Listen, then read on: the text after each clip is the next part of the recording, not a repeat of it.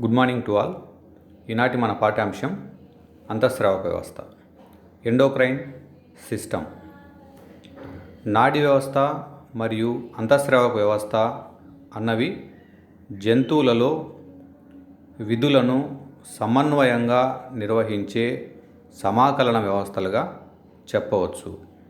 ఈ రెండు వ్యవస్థలు దేహంలో జీవుల యొక్క వివిధ క్రియా విధానాలను సమాకలనము చేస్తూ జీవుల దేహంలో సమతాస్థితిని కొనసాగించడానికి తోడ్పడే ముఖ్యమైన వ్యవస్థలుగా చెప్పవచ్చును. నాడీ వ్యవస్థ విద్యుత్ సంకేతాల ద్వారా శరీర భాగాలతో సంబంధాన్ని పెట్టుకొని ఉంటే, అంతఃస్రావక వ్యవస్థ అన్నది రసాయన వార్తా వాహకాల ద్వారా శరీర భాగాలతో సంబంధాన్ని కలిగి ఉంటుంది. నాడీ మరియు హార్మోన్లు రెండు కూడా సన్నిహితంగా పనిచేస్తూ జీవుల దేహంలోని సమతాస్థితి లేదా హోమియోస్టాసిస్ను నిర్వహిస్తూ ఉంటాయి. నాడీ సంకేతాలన్నవి చాలా త్వరితగతిన ఏర్పడి వాటి క్రియ స్వల్పకాలంగా ఉంటుంది. అయితే హార్మోన్ల చర్య అన్నది నెమ్మదిగా ప్రారంభమై దీర్ఘకాలికంగా ఉంటుంది. జీవుల యొక్క దేహంలో, ముఖ్యంగా జంతువుల యొక్క దేహంలో రెండు రకాల గ్రంథులను గమనించగలం. అవి నాళాలను కలిగి ఉండే గ్రంథులు మరియు నాళాలు లేని గ్రంథులు, నాళయుత గ్రంథులు మరియు వినాళ గ్రంథులు. మొదటగా గ్రంథి అన్న పదానికి నిర్వచనాన్ని గమనించినప్పుడు, ప్రత్యేకమైన కణజాలాల చేత ఏర్పడి ప్రత్యేకమైన రసాయనిక పదార్థాలను స్రవించే కణజాల సముదాయాన్ని గ్రంథి అంటారు. జీవుల దేహంలో నాళయుత గ్రంథులు మరియు వినాళ గ్రంథులు అను రెండు రకాల గ్రంథులను గమనించగలం. వినాళ గ్రంథులు అన్నటివి వాటి యొక్క స్రావకాలను రక్తములో ప్రసరింపజేస్తాయి. వినాళ గ్రంథుల యొక్క స్రావకాలను హార్మోన్లు అంటారు. హార్మోన్లను మరొక విధంగా కెమికల్ మెసెంజర్స్ అని కూడా అభివర్ణించవచ్చు. హార్మోన్లు అన్నవి టార్గెట్ ఆర్గాన్ స్పెసిఫిసిటీని ప్రదర్శిస్తాయి. హార్మోన్లు అన్నవి టార్గెట్ ఆర్గాన్ స్పెసిఫిసిటీని ప్రదర్శించే ముఖ్యమైన రసాయన వాహకాలు. హార్మోన్లను కెమికల్ మెసెంజర్స్ అని మరియు ఆటోమోన్స్ అని కూడా వర్ణించవచ్చు. Hormones act as specific organs refer to as target organ. హార్మోన్లు అన్నిటి ఒక ప్రత్యేక అవయవం పైన లేదా ప్రత్యేకమైన కణజాలం పైన మాత్రమే తమ ప్రభావాన్ని చూపించగలవు. ఆ విధంగా తమ ప్రభావాన్ని ఏ అవయవం పైన లేదా ఏ కణజాలం పైన ప్రదర్శిస్తాయో అలాంటి అవయవాన్ని లేదా అలాంటి కణజాలాన్ని టార్గెట్ ఆర్గాన్ లేదా టార్గెట్ టిష్యూ అని చెప్పవచ్చు. Now we see silent features of hormones. హార్మోన్ల యొక్క సాధారణ లక్షణాలను గమనిద్దాం. హార్మోన్లు అన్నవి రసాయన వాహకాలు లేదా chemical messengers. They produced into a trace amount, చాలా తక్కువ పరిమాణంలో స్రవింపబడే పదార్థాలు లేదా రసాయనిక పదార్థాలు. They carried by blood to the target tissue, రక్తం ద్వారా వాటి యొక్క టార్గెట్ టిష్యూ లేదా టార్గెట్ అవయవం దగ్గరికి ప్రసరింపబడే రసాయనిక వాహకాలు. దే యాక్ట్ యాజ్ కెటలిస్ట్, చర్యా వేగాన్ని పెంచడానికి తోడ్పడే కారకాలుగా పనిచేస్తాయి. A single hormone may have multiple effects on single target tissue or several different target tissue. ఒక హార్మోన్ అన్నది ఒకే రకమైన టార్గెట్ అవయవం పైన కానీ లేదా ఒకటి కంటే మించి అనేక రకాల టార్గెట్ అవయవాలపైన కూడా తన ప్రభావాన్ని చూపించగలదు. హార్మోన్ల యొక్క మాలిక్యులర్ వెయిట్ అన్నది చాలా తక్కువ. Hormones have low molecular weight, so they can pass through capillary wall and plasma membrane. హార్మోన్ల యొక్క అణుభారం అన్నది చాలా తక్కువగా ఉంటుంది. అందువల్ల హార్మోన్లు అన్నటివి క్యాపిలరీ రక్త నాళ గోడల ద్వారా మరియు ప్లాస్మా త్వచం ద్వారా సులువుగా ప్రసరింపగలవు.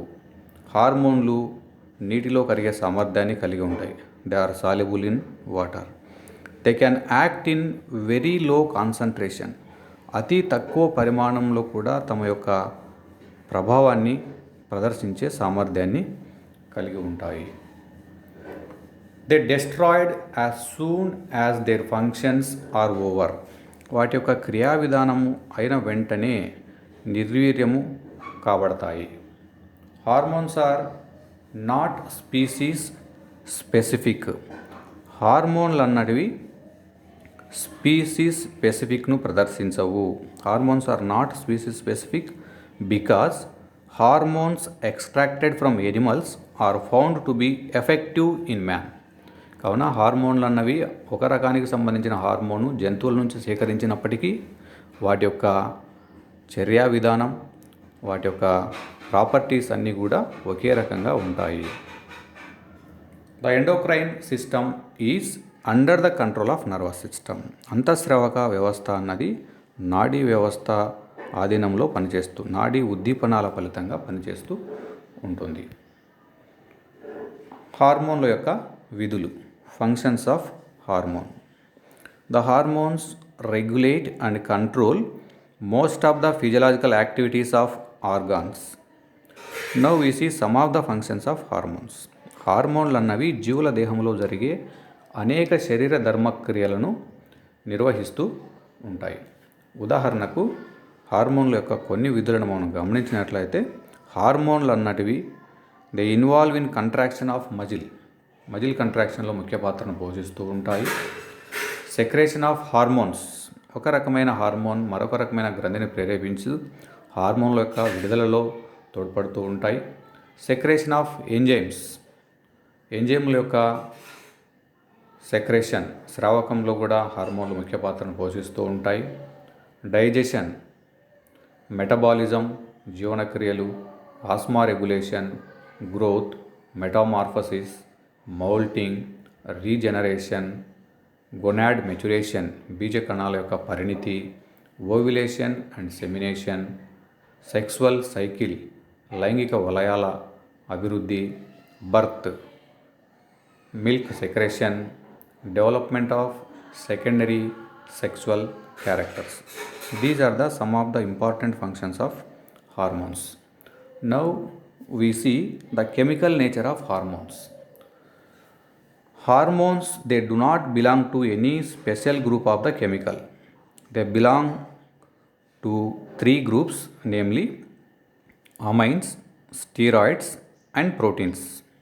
Now we see one by one. Amines. This type of hormones are made up of amines, are secreted by gland cells of nervous origin. నాడీ సంబంధమైన పదార్థము నుంచి ఉద్భవించిన అంతఃస్రావక గ్రంథుల నుంచి స్రవించబడే హార్మోన్లు అమైన్లు. ఉదాహరణకు hormones which are secreted by adrenal medulla and neurohypophysis of the pituitary gland, which is posterior lobe of the pituitary gland.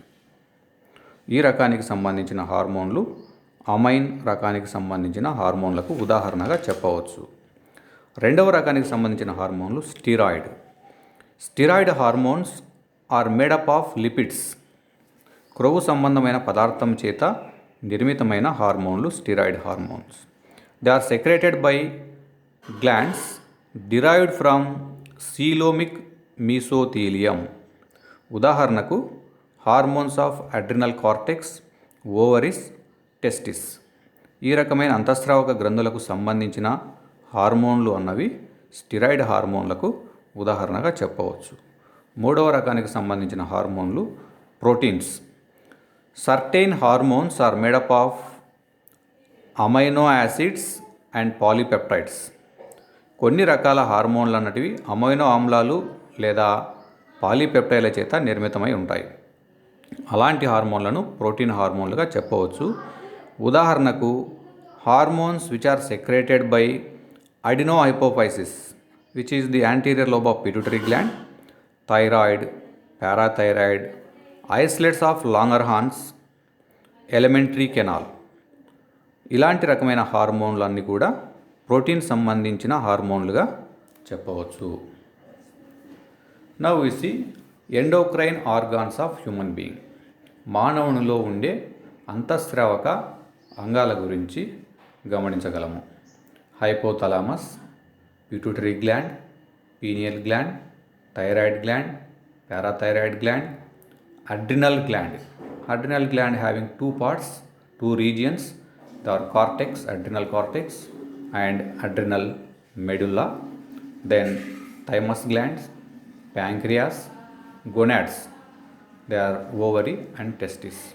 So in this diagram, we can observe the different endocrine organs of the human being. So in this picture, we can clearly observe the pituitary gland and hypothalamus. Hypothalamus and pituitary gland. Hypothalamus secretes, release and inhibiting hormones. Hypothalamus act as master control facility. Hypothalamus అన్నది నాడీ సంబంధితమైన పదార్థం చేత ఏర్పడిన అంతఃస్రావక గ్రంథి.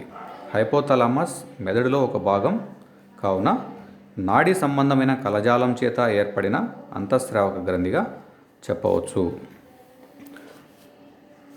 Hypothalamus అన్నది releasing మరియు inhibiting హార్మోన్లను స్రవిస్తూ master control ఫెసిలిటీని కలిగి ఉన్న గ్రంథిగా చెప్పవచ్చు. హైపోథలామస్ అన్నది స్రావక హార్మోన్లు మరియు నిరోధక హార్మోన్లను మాత్రమే స్రవించే గ్రంథిగా చెప్పవచ్చు. హైపోథలామస్ స్రవించే స్రావక హార్మోన్లు అన్నటివి పీయూష గ్రంథిని ప్రేరేపించి పీయూష గ్రంథి నుంచి వివిధ రకాల హార్మోన్ల విడుదలను ప్రేరేపిస్తూ ఉంటాయి. Then pituitary gland called as master gland of endocrine system. అంతఃస్రావక వ్యవస్థలో అతి ముఖ్యమైన గ్రంథిగా వర్ణించే గ్రంథి పీయూష గ్రంథి లేదా పిట్యూటరీ గ్లాండ్. దీనిని master gland of endocrine system అని కూడా చెప్పవచ్చు. In this class we learn about the pituitary gland and the hormones of pituitary gland and hormones of hypothalamus. ఈ తరగతిలో మనము హైపోథలామస్ యొక్క హార్మోన్లు మరియు పిట్యూటరీ గ్రంథి యొక్క నిర్మాణం, పిట్యూటరీ గ్రంథి యొక్క హార్మోన్ల గురించి నేర్చుకుంటాం. పీయూష గ్రంథి. పీయూష గ్రంథి అన్నది బఠానీ గింజ పరిమాణంలో ఉండే గ్రంథి. పీయూష గ్రంథిలో ముఖ్యంగా 2 లోబ్స్ మనం గమనించగలము, 2 లంబికలను గమనించగలము.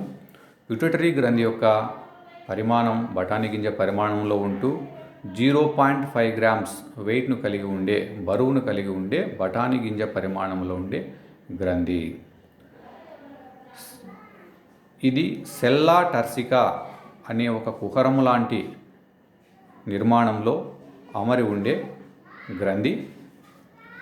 దీనిని మాస్టర్ గ్లాండ్ అని, హైపోఫైసిస్ అని, band master of endocrine system అని కూడా వర్ణించడం జరిగింది. పిట్యూటరీ గ్రంథి యొక్క నిర్మాణంలో ముఖ్యంగా 2 రకాల భాగాలను మనం గమనించగలము. అడినోహైపోఫైసిస్ మరియు న్యూరోహైపోఫైసిస్. పూర్వలంబిక మరియు పరలంబిక అనే 2 లంబికలను గమనించగలము. అడినోహైపోఫైసిస్ యొక్క నిర్మాణాన్ని గమనిస్తే 3 భాగాలు మనం గుర్తించగలం. It is consist of pars distalis, pars tubularis and pars intermedia అను భాగాలు అడినోహైపోఫైసిస్కు సంబంధించిన భాగాలు లేదా పూర్వలంబికకు సంబంధించిన భాగాలు. పిట్యూటరీ గ్రంథి యొక్క పరలంబికను న్యూరోహైపోఫైసిస్ అంటారు. పరలంబిక నందు పార్స్ నర్వోసా, ఇన్ఫండిబులం అనే భాగాలు ఉంటాయి. Now we see the function of hormone. In this diagram we can observe how the hormone will function. This schematic diagram shows the function of hormone. As I told previously, అంతఃస్రావక వ్యవస్థ అన్నది నాడీ ఉద్దీపనాల ఫలితంగా అంతఃస్రావక గ్రంథులు పనిచేస్తాయి. Stimulus, నాడీ ఉద్దీపనాల ఫలితంగా ఉద్భవించిన stimulus ప్రేరణ అన్నది హైపోథలామస్ను చేరడం వల్ల హైపోథలామస్ అన్నది రిలీజింగ్ మరియు ఇన్హిబిటింగ్ హార్మోన్లను స్రవిస్తుంది. ఈ హార్మోన్లు పిట్యూటరీ గ్రంథి యొక్క స్రావకాలను నియంత్రిస్తూ ఉంటాయి. పిట్యూటరీ గ్రంథి హైపోథలామస్ నుండి విడుదల కాబడిన రిలీజింగ్ హార్మోన్ల ప్రభావం వల్ల పిట్యూటరీ గ్లాండ్ స్టిమ్యులేట్ కాబడి పిట్యూటరీ హార్మోన్లను విడుదల చేస్తుంది. ఈ హార్మోన్లు దేహంలోని వివిధ గ్రంథులను ప్రేరేపించి వాటి యొక్క స్రావకాలను స్రవించే విధంగా ప్రేరేపిస్తాయి. ఈ హార్మోన్లు అన్నటివి వాటి యొక్క టార్గెట్ అవయవాలపైన లేదా టార్గెట్ కణజాలాలపైన పనిచేస్తూ తమ క్రియను నిర్వహిస్తూ ఉంటాయి. Now we see hormones of hypothalamus. హైపోథలామస్కు సంబంధించిన ముఖ్యమైన హార్మోన్లను గురించి తెలుసుకుందాం. హైపోథలామస్ స్రవించే హార్మోన్లు అన్నవి రిలీజింగ్ మరియు ఇన్హిబిటింగ్ హార్మోన్లు. First one, growth hormone releasing hormone GHRH. Target organ is adenohypophysis. Its function is secrete growth hormone. Growth hormone release inhibiting hormone. Adenohypophysis inhibit growth hormone, that is the function. Thyrotropin releasing hormone. Target organ is adenohypophysis. It's the function of TRH is secrete THS, thyroid stimulating hormone. Corticotropin releasing hormone. Target organ is adenohypophysis. The function is secrete ACTH, adenocorticotropic hormone. Gonadotropic releasing hormone. Target organ adenohypophysis. It releases follicular stimulating hormone and luteinizing hormone. Prolactin releasing hormone. This hormone helps to release the prolactin. Prolactin releasing inhibiting hormone. This hormone helps to inhibit the secretion of prolactin. Melanocyte stimulating hormone. It helps to release the melanocyte hormone. Melanocyte stimulating inhibiting hormone. This hormone inhibits the secretion of melanocyte stimulating hormone. So these are the some of the hormones of hypothalamus. These all hormones are releasing or inhibiting type of hormones only. Hypothalamus secretes only releasing and inhibiting hormones. Now we see about the hormones of pituitary gland. Pituitary గ్రంథి యొక్క హార్మోన్ల గురించి పరిశీలిద్దాం. Pituitary గ్రంథిలో ముఖ్యంగా రెండు లంబికలు ఉంటాయి. అవి పూర్వలంబిక మరియు పరలంబిక. పూర్వలంబికను అడెనోహైపోఫైసిస్ అని, పరలంబికను న్యూరోహైపోఫైసిస్ అని చెప్పవచ్చు. అడెనోహైపోఫైసిస్కు సంబంధించిన ముఖ్యమైన హార్మోన్లు ఏవనగా growth hormone. It stimulates the multiplication of cell. It increases the body growth. It stimulates the growth of muscle. It stimulates the growth of thymus. It increases the secretion of milk during lactation. It increases protein synthesis. These are the different functions of growth hormone. So it helps to grow the tissues, body growth. The hypersecretion of this growth hormone in childhood causes for gigantism. In the adult stage, it causes for acromegaly. The hyposecretion of growth hormone leads to dwarfism, maragujutanam. Adrenocorticotropic hormone, ACTH. Adrenocorticotropic hormone. It is secreted by anterior lobe of pituitary gland. It is a protein hormone.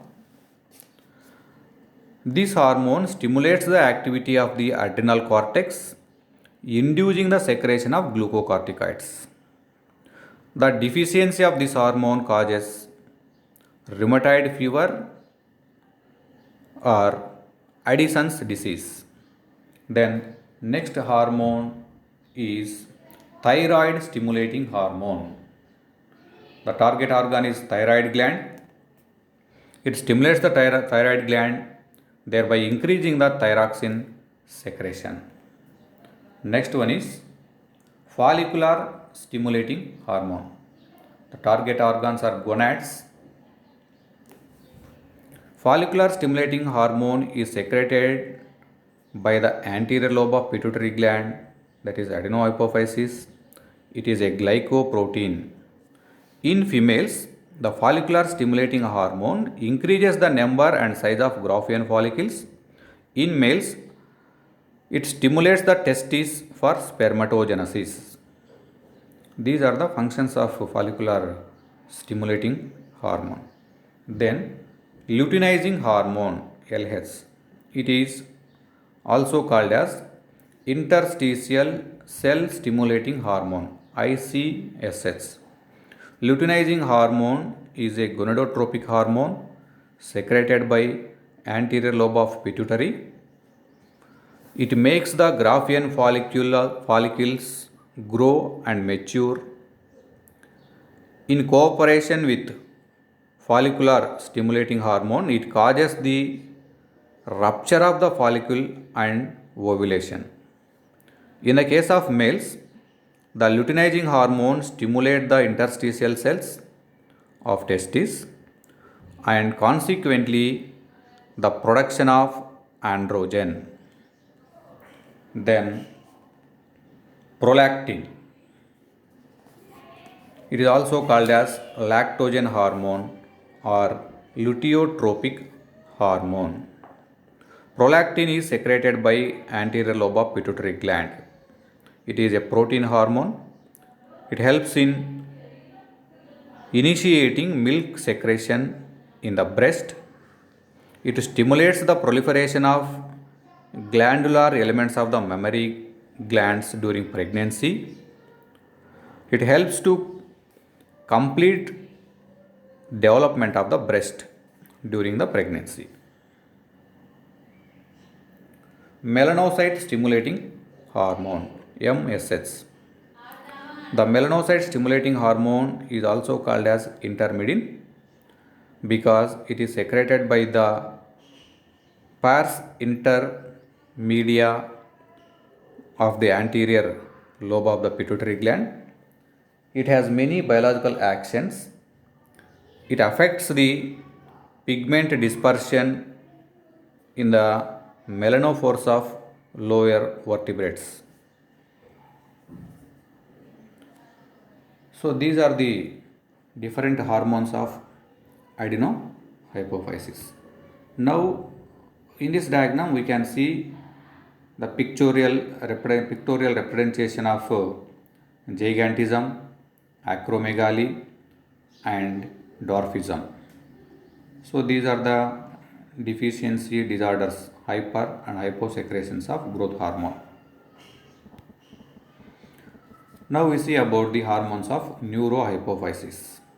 This is the second lobe of pituitary gland, that is neurohypophysis.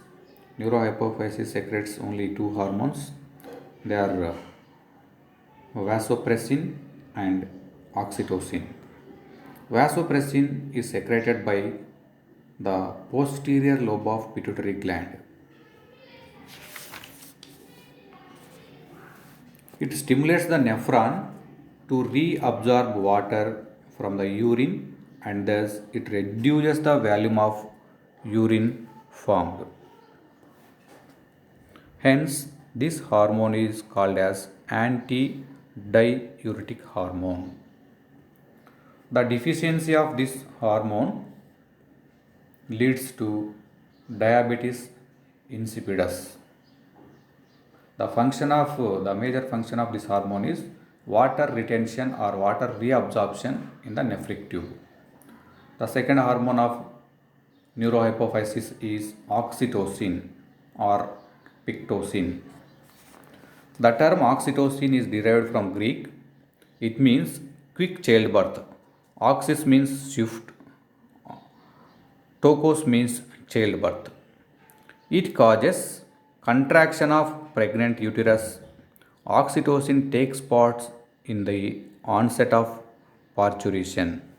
It causes the contraction of mammary glands, resulting in the ejection of milk. So it is otherwise called as milk ejecting hormone. So these are the two hormones of neurohypophysis. Now we stop here.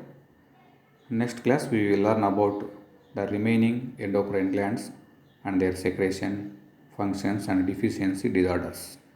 So in this class we learned about the hormones of pituitary gland and the hormones of hypothalamus. Thank you.